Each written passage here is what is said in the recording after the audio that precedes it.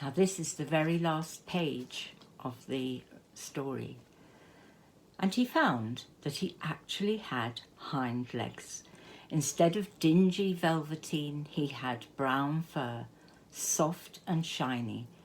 His ears twitched by themselves, and his whiskers were so long that they brushed the grass. He gave one leap, and the joy of using those hind legs was so great that he went springing about the turf on them, jumping sideways and whirling round as the others did. And he grew so excited that when at last he did stop to look for the fairy, she had gone. He was a real rabbit at last, at home with the other rabbits. Autumn passed, and winter, and in the spring, when the days grew warm and sunny, the boy went out to play in the wood behind the house. And while he was playing, 2 rabbits crept out from the bracken and peeped at him. One of them was brown all over, but the other had strange markings under his fur, as though long ago he'd been spotted, and the spots still showed through.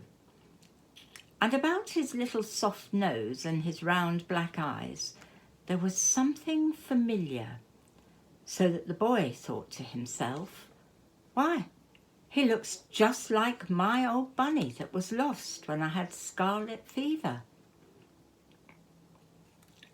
But he didn't ever know that it was really his own bunny, come back to look at the child who had first helped him to be real. I think that's such a sweet story.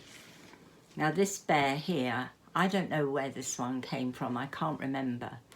I think it might have been Bee's actually. I think it's one that Peter, my nephew Peter, might have given Bee.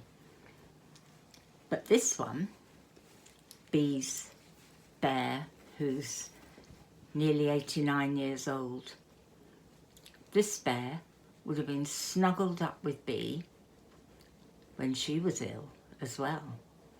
When she was a child, Bee had really quite a poorly arm. She had to have a lot of operations on her arm. And I bet this bear was snuggled up with her, cosily in her bed.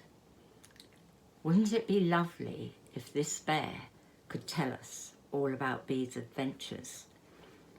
Because Bee lived through the Second World War, and she lived in London, and I bet she could tell a few stories.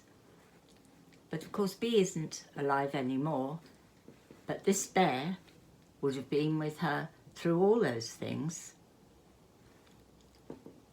It's interesting to wonder, isn't it? Now when you're older, if you keep one of your bears, or another soft toy that you love very much, they might well have all sorts of stories, if only they could tell us. Love you, my darlings. Bye.